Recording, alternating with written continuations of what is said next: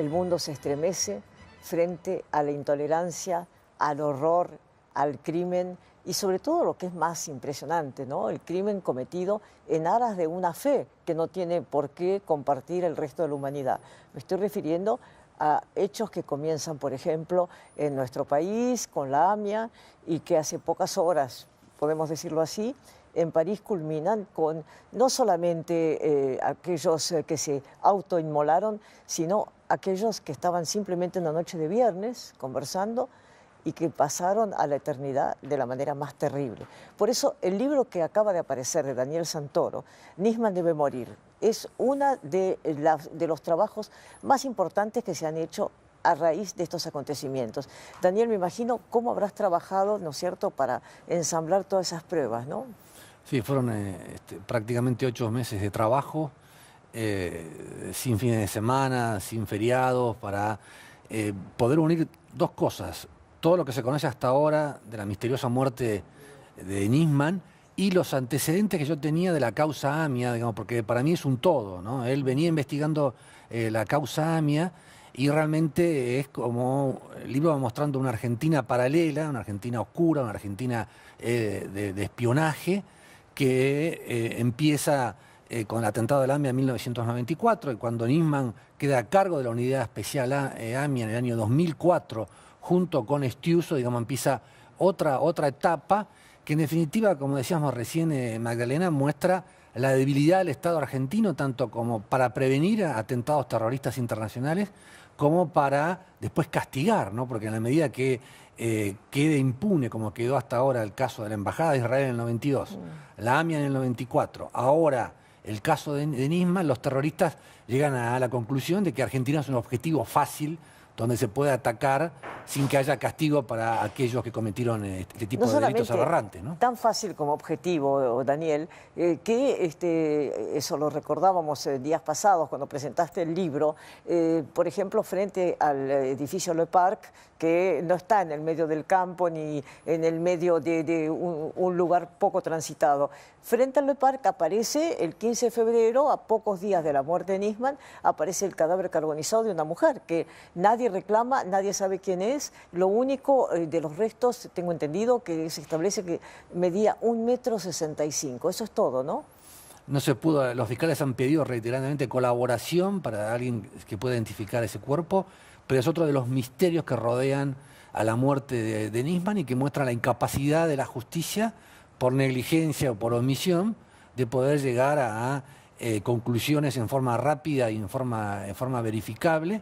En este caso que obviamente está rodeado de otros misterios, como recién discutíamos afuera de cámara, el tema de que Nisman no tenía restos de pólvora en la mano, sin embargo la tercera pericia que se hace utilizando la misma pistola 22 Versa demuestra que esa pistola deja restos de pólvoras en las manos, en este caso de un maniquí y demás. Entonces hay una serie de dudas que todavía no han sido despejadas por la fiscal Fein, pero fundamentalmente hay una responsabilidad política de la presidenta Cristina Kirchner, primero en la seguridad del hombre más importante de la política argentina hasta el 18 de enero de este año, que tenía que dar un informe al Congreso ampliando su denuncia por encubrimiento contra la presidenta, Timerman, Delía, Esteche y otros personajes, ¿no? Y después hay una responsabilidad política por este equipo que puso en marcha Aníbal Fernández y que se dedicó a destruir la imagen pública y privada eficazmente para los intereses de ellos,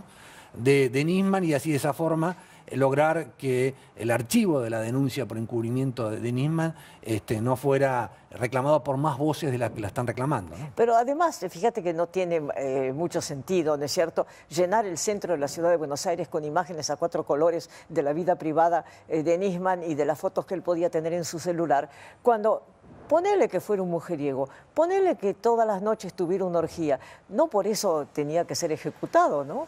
De ninguna forma tenía que ser ejecutado o asesinado.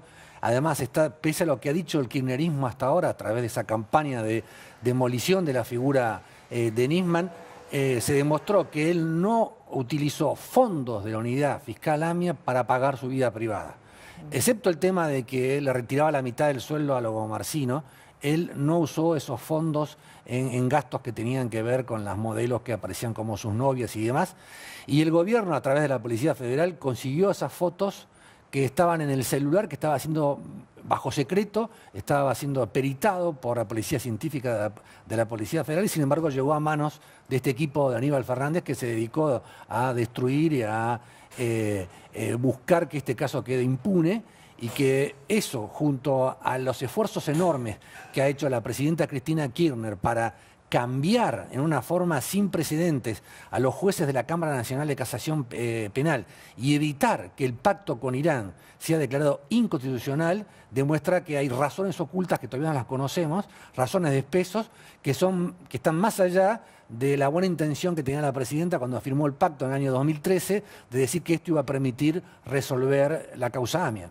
Lejos de eso, cada vez, digamos, aparecen nuevos embrollos en esta causa. Ahora, aparece un personaje como Stiuso. Exactamente, vos lo describís muy bien en tu libro. ¿Cómo lo ubicamos frente a los que, por ejemplo, no te han leído? Bueno, Stiuso, en estos 10 años, o sea, hoy es el enemigo público número 1 de Cristina, ¿no? Pero hasta diciembre del año pasado era el espía de carrera con más poder dentro del Servicio de Inteligencia argentino, otorgado por Néstor y Cristina Kirchner. Néstor Kirchner fue el que se lo presentó a Nisman y lo puso como su asesor de inteligencia en la causa AMIA. Eso en cuanto a su carrera. Y después estaba la otra parte oscura. Stiuso manipuló la causa AMIA para desprenderse de todos los enemigos internos que tuvo, el juez Galeano, el Fino Palacio, Patricio Finin, que era de otro sector de la CIDE y demás. Entonces, llegó a tener una enorme acumulación de poder y a hacer un montón de operaciones ilegales que le pedía la presidenta Cristina Kirchner, porque es una cuestión vertical. Y Stiuso, acá esto es muy importante señalarlo, Magdalena, el 8 de enero de este año, Stiuso acordó con Oscar Parrilli, el titular de la Agencia de Investigaciones de Inteligencia Federal, acordó una jubilación voluntaria el 8 de enero de este año y lo dejó solo a Nisman con la denuncia de encubrimiento contra la presidenta, y Nisman tuvo un gesto de grandeza que siguió adelante pese a haber quedado solo. Y aparte, cuando uno ve los documentos, están en el libro, el resto del equipo de la Dirección General de Operaciones de la CIDE, Patricio y demás, todos fueron cesanteados, se le abrieron un sumario, y las dos cosas que pidió en ese momento, que demuestra que hubo un pacto, era la jubilación y que no lo procesen. Cuando muere Néstor Kirchner, se convierte en la víctima ideal para Cristina, que ahora obviamente le ha hecho 6 denuncias penales y está pidiendo a Estados Unidos que lo extradite, ¿no? Pero es realmente un personaje clave en toda esta trama oscura que hay detrás de Nisman, ¿no? Y fíjate que justamente acá en el archivo del canal, acá la producción encontró una de las conversaciones que Stiuso mantiene con un colega de la revista Noticias, cuando es tapa de la revista, y dice, por ejemplo, esto, fíjate. ¿Esta que investigó el caso de la AMIA, está de acuerdo con el acuerdo con Irán? No, eso son temas de Estado, yo no puedo opinar. ¿Pero le molestó que se haya acordado con Irán después de ustedes los investigaron durante tanto tiempo? Pero a mí no me molesta, ¿por qué me va a molestar? ¿Pero qué acordaron con Irán? No acordaron nada con Irán. No pasa por mí, yo tengo que hacer mi laburo y listo. ¿Qué tengo que ver después lo que...? ¿Quién voló la AMIA? ¿Quién voló la AMIA? Bueno, pero esos temas son ya problemas de secreto de Estado. Yo no te puedo decir a vos quién voló porque yo tengo que... Dependo de lo que pueda informar la justicia. Esas cosas no... ¿Pero usted sabe quién voló la AMIA? No es que yo sepa. Yo tengo que laburar y presentar las cosas. Bueno, pero... Eso no te lo puedo decir a vos. En los 43 años que llevo trabajando, ¿quién fue el mejor señor 5 que tuvo? No, hijo, yo laburé para todos los presidentes democráticos, para mí todos son iguales, nosotros no estamos acá no podemos opinar, no podemos criticar, no podemos tener opinión de nadie, porque entonces vos estarías predisponiéndote para el laburo que haces. Acá uno es verticalista. Te toca el que te toca, te guste o no te guste, vos agarras y tenés que hacer el laburo. Sí. Y ser leal, y punto. Andá a buscar a algún presidente que se haya quejado de mí. ¿No hay ninguno que se haya quejado? Bueno, buscalo. Escúcheme, bueno, lo voy a mensajear de vez en cuando, ya que ahora que tengo la confirmación de que este es su teléfono, le mando un mensaje de vez en cuando. Este teléfono lo tienen los juzgados, lo tienen todo. Por eso. No. Sí, Menos una persona que lo tenía que tener y prefirió elegir otro teléfono como que era mío y después, bueno. Pero lo tiene todo el mundo porque es con lo que uno la busca. No entendí eso último. Después lo vas a entender en el día. Santoro, vos que con tanta inteligencia y con tanto tesón has investigado ese mundo siniestro, justamente, sobre todo en este último libro, ¿no? Nisman debe morir. ¿Cuál era el pacto del que hablaba Stiuso? Stiuso quería dos cosas: una jubilación voluntaria y que no lo procesen. Eso es lo que decía, y él, entonces, los carpetazos con información sobre casos de corrupción o operaciones ilegales que le ordenó el gobierno, él se las iba a callar y lo iba a parar al ruso, como decía él, lo iba a parar a Nisman en su denuncia con encubrimiento, porque ellos venían muy, muy duro en contra del pacto con Irán. El pacto con Irán se firmó en enero del 2013. A mediados de ese año, Nisman y Stiuso presentaron un informe denunciando a Irán como que maneja una red de inteligencia y terrorismo en América Latina, ¿no? Entonces, él buscó negociar con esta entrevista, que fue la única que dio en toda su vida. No, además, qué raro, ¿no? La única entrevista. Nunca antes había tenido contactos off the record con algunos periodistas. A mí me hizo un juicio, yo me acuerdo, siempre me sorprendió que fuimos a una conciliación, hubo conciliación en los tribunales federales, y yo aproveché, con mi laburo de periodista, fui a ver jueces y fiscales, estuve 1 hora y media, 2 horas, y él hizo exactamente lo mismo y a él le abrían la puerta rápidamente. Hay muchos jueces y fiscales que todavía hoy le tienen miedo a Stiuso por el poder que le habían dado los Kirchner y porque él era el hombre de enlace con la CIA. Estados Unidos nunca va a dar la extradición porque él fue el referente de la CIA por decisión de Néstor y Cristina Kirchner, ¿no? Y ahora entonces está en Estados Unidos con su condición de inmigrante, aparte tiene también pasaporte italiano, y puede hacer dos cosas: o puede pedir la green card y radicarse en Estados Unidos. Y que se la van a dar, además. Y se la van a dar. O puede realmente pedir el carácter de asilado político si él le muestra que el gobierno lo está persiguiendo con denuncias falsas, ¿no? Además, después de haber trabajado tanto en el libro que acabamos justamente de leer, uno piensa, Daniel, que también ese mundo atroz, misterioso, siniestro, sigue absolutamente activo, ¿no es cierto? Y yo diría que logra poner un manto, fíjate el caso de Nisman, ¿no? Un manto de temor y al mismo tiempo de secreto sobre cosas que serían evidentes y que deberían haber sido esclarecidas. ¿Vos sos la observadora número 11 o 6? Yo estoy número 11. Número 11. Yo estoy número 36. Bueno, yo sé que te gano. Daniel se refiere a la lista de teléfonos espiados, ¿no? En donde figuramos varios periodistas, ¿no? Varios periodistas. Entonces, pero ese es el problema. Todos los países tienen que tener una inteligencia para prevenir, por ejemplo, atentados terroristas, pero no para hacer inteligencia interna. Entonces, ¿qué Argentina cómo puede prevenir un tercer atentado si han utilizado estos recursos hasta ahora para espiar a jueces, periodistas, políticos de la oposición y demás?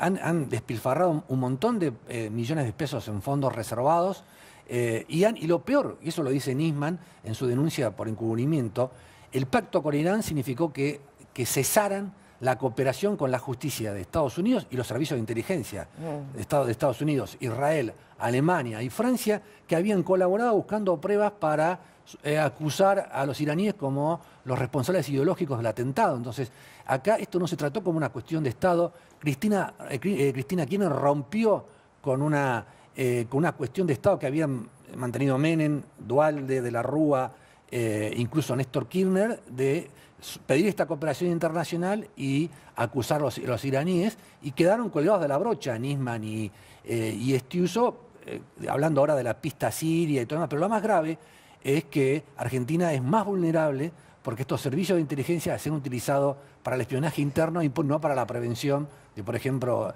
un atentado terrorista internacional nuevo, ¿no? Bueno, a propósito, hace pocas horas, ¿no es cierto?, en París sabemos perfectamente lo que ha ocurrido. Es muy impresionante. Además, impresionante, fíjate vos que nos ves desde todo el país, las imágenes que tenemos de archivo, cómo de pronto la gente huye de aquel bar donde se autoinmolan los terroristas y salen por la ventana y se descuelgan en una callejuela de París. Fíjate.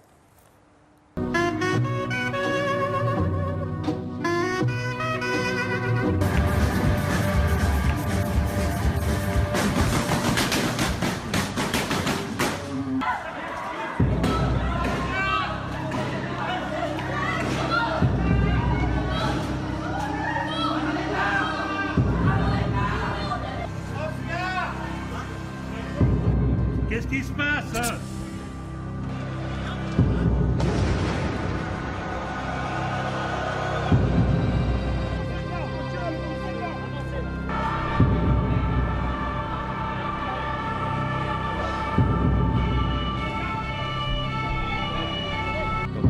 El estado de excepción rige para toda Francia.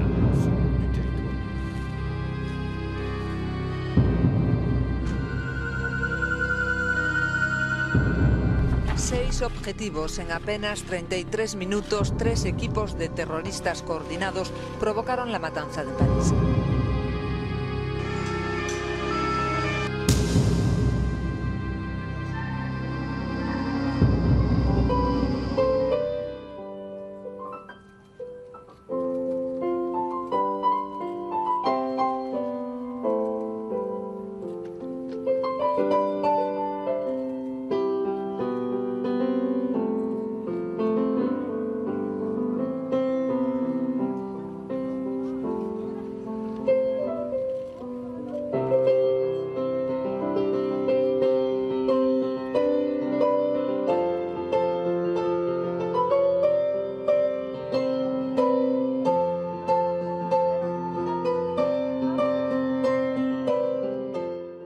Seguramente, no sé qué opinás vos, Daniel, pero la idea era que estos autoinmolados, ¿no es cierto?, terminaran con la vida del presidente Hollande y de Angela Merkel, porque el partido Francia-Alemania los tenía a los dos en el palco presidencial, ¿no?